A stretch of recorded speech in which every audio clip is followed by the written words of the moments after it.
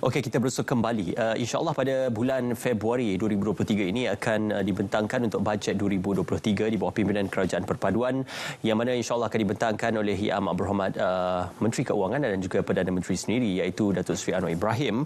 Kita bercerita tentang menambah baik bajet 2023. Bersama dengan kita adalah Profesor Emeritus Dr. Bajoy Padai yang juga merupakan pensyarah kanan Fakulti Keuangan dan Sains Pentadbiran Al-Madinah International University, Medu. Apa khabar? Selamat pagi, Doktor. Terima kasih bersama dengan kami. Terima kasih. Prof. Doktor, kita melihat ya bajet 2023 yang diumumkan oleh Kerajaan Pimpinan Datuk Seri Ismail Sabri merupakan antara bajet yang paling besar berbanding bajet-bajet sebelumnya, dan kita tidak tahu apa pula bajet yang akan diumumkan oleh Datuk Seri Anwar Ibrahim, tetapi ura-ura menyatakan yang dinyatakan oleh beliau adalah untuk penjimatan. Tetapi sebelum itu juga bajet mini sudah pun diumumkan. Jadi untuk gambaran, ilustrasi dan jangkaan pada bajet 2023, apakah angkanya itu akan menjadi lebih besar ataupun akan ada beberapa pemotongan dan penjimatan yang akan dilakukan, Doktor? Terima kasih. Bismillahirrahmanirrahim. Cik Ismail, sebenarnya belanjawan yang dibentangkan oleh Kerajaan Perdana Menteri Datuk Seri Ismail Sabri telah mengumumkan belanjawan yang meningkat 373 bilion, meningkat dari tahun sebelumnya. Dan ini belum diluluskan dan berasas pada gambaran dalam belanjawan mini yang dibentangkan oleh Yang Amat Berhormat Datuk Seri Anwar memperuntukkan 100 bilion. Tapi itu hanya untuk bayaran gaji, pencen dan juga beberapa subsidi awal. Kemungkinan besar Datuk Seri Anwar akan mengekalkan sebab lebih 50% daripada belanjawan yang dibentangkan itu sudah diterima sebagai asas. Jadi tetapi Datuk Seri Anwar memang mempunyai matlamat untuk mengimbangkan belanjawan, mengurangkan defisit, tapi mungkin tidak dilakukan pada kali ini, mana pada tahun 2023 ini. Ya. Perbelanjaan mengurus dan juga perbelanjaan pembangunan. Kalau sewaktu bajet 2023 yang awal dibentangkan pada tahun lalu, ramai yang membahaskan berkenaan 90 bilion ringgit untuk perbelanjaan pembangunan digambarkan sebagai antara perbelanjaan pembangunan yang terlalu besar berbanding mungkin 50 ataupun 40 bilion ringgit tahun sebelumnya. Jadi apakah mungkin kita perlu untuk mengurangkan peruntukan bagi perbelanjaan pembangunan tersebut? Terima kasih. Sebenarnya perbelanjaan pembangunan membayangkan kepentingan memikirkan jangka panjang. Lebih banyak kita belanja untuk belanja pembangunan, lebih baik insya-Allah prospek negara kita. Saya berharap dia tidak akan dipotong. Mungkin boleh ditambah. Tapi kita perlu cuba mengurangkan belanja pengurusan. Kerana belanja pengurusan ini yang biasanya akan dianggap sebagai belanja hangus. Dan Datuk Seri Anwar Ibrahim memang terkenal dengan sikap untuk cuba mengurangkan belanja pengurusan ini. Dan tapi belanja pembangunan itu perlu diselaraskan semula, kerana kita perlu melabur lebih dalam aktiviti seperti penyelidikan dan pembangunan dan juga aktiviti perubahan dalam sistem daripada melabur dalam infrastruktur. Saya rasa Malaysia sudah mempunyai infrastruktur kelas pertama di dunia sekarang ni. Perbelanjaan bajet defisit kita gambarkan, dan mungkin berlaku juga apabila jumlah perbelanjaan itu melebihi jumlah kemasukan ataupun jumlah pendapatan. Sumber utama pendapatan negara adalah internal tax ataupun tax di peringkat tempatan. Dengan situasi pasca pandemik COVID-19, malah beberapa penyelarasan semula cukai dan sebagainya, apakah mampu untuk kita meningkatkan pendapatan negara seterusnya menampung keperluan perbelanjaan untuk bajet mendatang yang semakin meningkat, Doktor?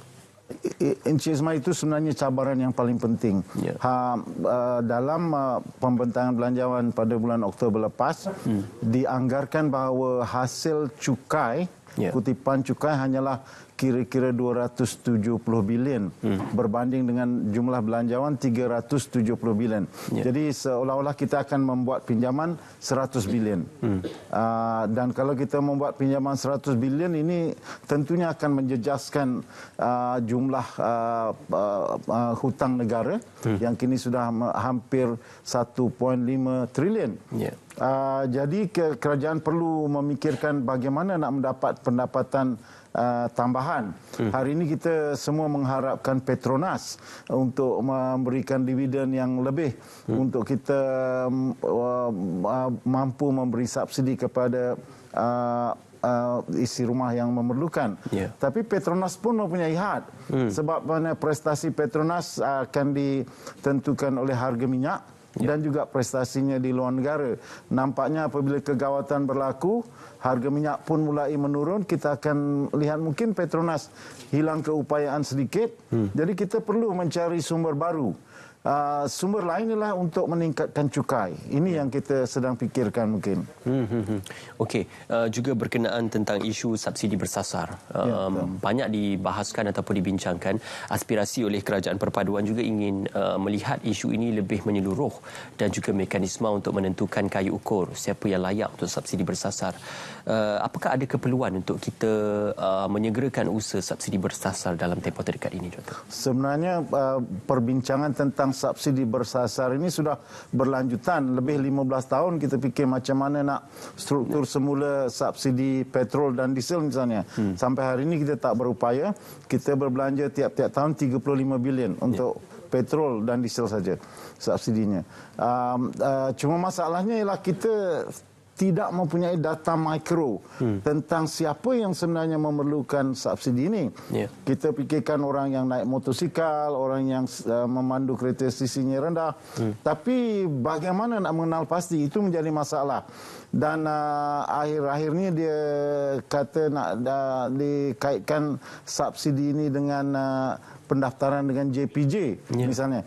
Tapi saya rasa kita perlu data mikro tadi, dan kalau ada data mikro kita perlu bekerja bukan untuk memberikan subsidi kepada barang-barang, kita patut memberi subsidi apa yang dipanggil sokongan pendapatan ataupun income support. Kita tentukan siapa yang memerlukan pendapatan. Kalau pendapatannya hari ini 1.200, dia memerlukan tambahan 800 sebulan misalnya. Kalau pendapatannya 2.000, dia memerlukan 500 kata misalnya. Jadi kita akan beri bantuan kepada setiap orang dalam bentuk tambahan pendapatan. Dan tapi ini tidak lestari juga, kerana dalam jangka panjang dia perlu mempunyai satu sumber keuangan yang khusus. Di sinilah di mana kita perlu menubuhkan satu tabung endowment untuk keselamatan sosial ataupun social protection. Ini langkah jangka panjang sedikitlah mungkin. Selain daripada social protection dalam jangka masa yang panjang itu, apakah bantuan tunai ataupun cash handout boleh menjadi satu amalan yang perlu diteruskan oleh Kerajaan Perpaduan? Kerana kita sedia maklum, mungkin cash handout itu digambarkan sebagai perbelanjaan hangus, tetapi kitaran perbelanjaan itu masih lagi dalam sektor ekonomi. Jadi apa mungkin pandangan daripada Doktor? Dalam jangka pendek tahun ini kita mungkin perlu meneruskan, kerana kalau kita nak melakukan sesuatu yang baru dia memakan masa. Jadi kalau boleh tahun ini kita teruskan sebab kita akan mengalami kegawatan dunia misalnya. Tapi kita tidak juga perlu risau sangat kerana banyak berbelanja hangus begini. Kerana belanja ini akan menjadi pendapatan kepada isi rumah, dan isi rumah akan membelanjakan dan akan wujud kesan pengganda. Di Malaysia ni kadar pertumbuhan KDNK 65% ditentukan oleh perbelanjaan persendirian. Jadi sebenarnya kalau isi rumah banyak berbelanja, kadar pertumbuhan kita akan dapat disokonglah sekurang-kurangnya kalau tidak meningkat banyak. Fokus kita juga adalah untuk kelestarian pertanian dan juga security makanan. Mungkin fokus pada kali ini untuk merujuk kepada menangani isu security makanan dan perbekalan makanan. Jadi apakah perlu bajet 2023 ini meletakkan fokus utama dan peruntukan yang lebih besar dalam isu security makanan ini, Dr. Okey, security makanan juga merupakan satu projek jangka panjang. Dia tidak akan selesai dalam masa 1 tahun, mungkin 5 tahun, mungkin 10 tahun. Jadi kita perlu mula melabur dalam projek security makanan ini.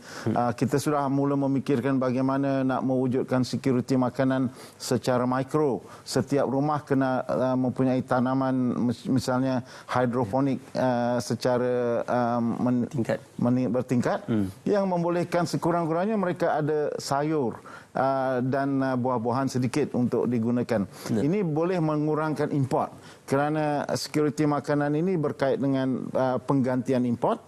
Kalau kita dapat mengurangkan import, kita hari ini berbelanja 65 bilion setahun untuk barang makanan.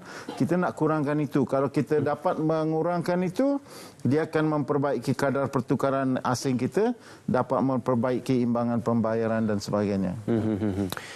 Okey, Doktor, juga sedikit berkenaan tentang isu-isu kepada kementerian yang paling banyak mendapat peruntukan, khususnya Kementerian Kesihatan dan juga Kementerian Pendidikan. Jadi apakah mungkin infrastruktur perlu diperbaiki dengan menambahkan peruntukan kepada kedua-dua kementerian ini, Doktor? Ya.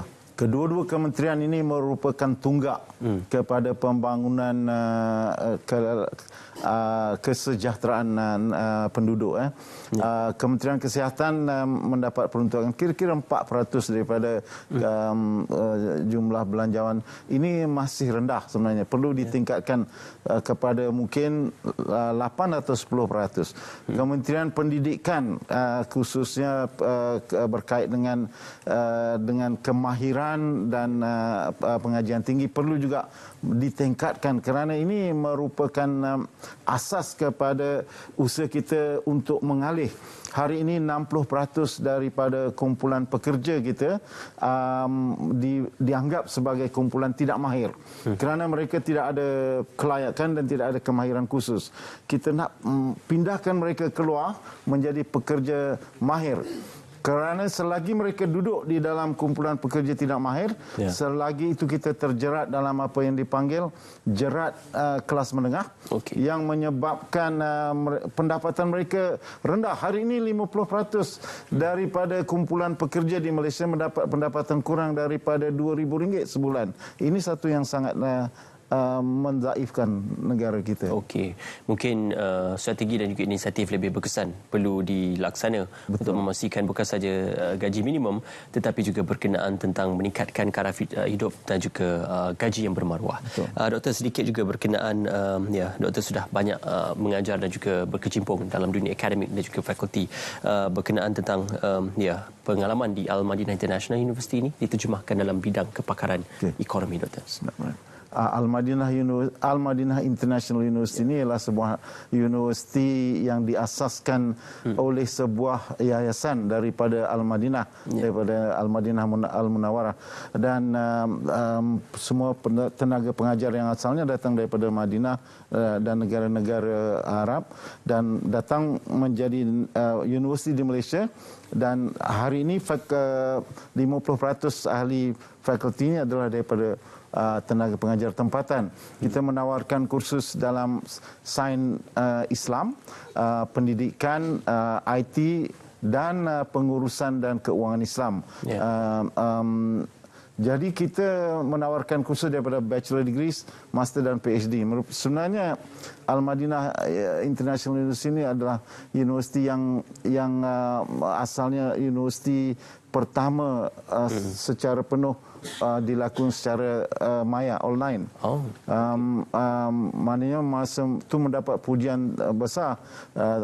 Datuk Tun Mahathir dan Datuk Seri Tun Ismail Tun Ahmad Badawi datang menyaksikan bagaimana teknologi kita dilakukan. Dan hari ini kita ada lebih kurang 3,000 pelajar, kebanyakannya pelajar PhD dalam bidang dalam pengurusan. Misalnya kita ada ijazah dalam ekonomi, perakaunan, Keuangan Islam ada fokusnya?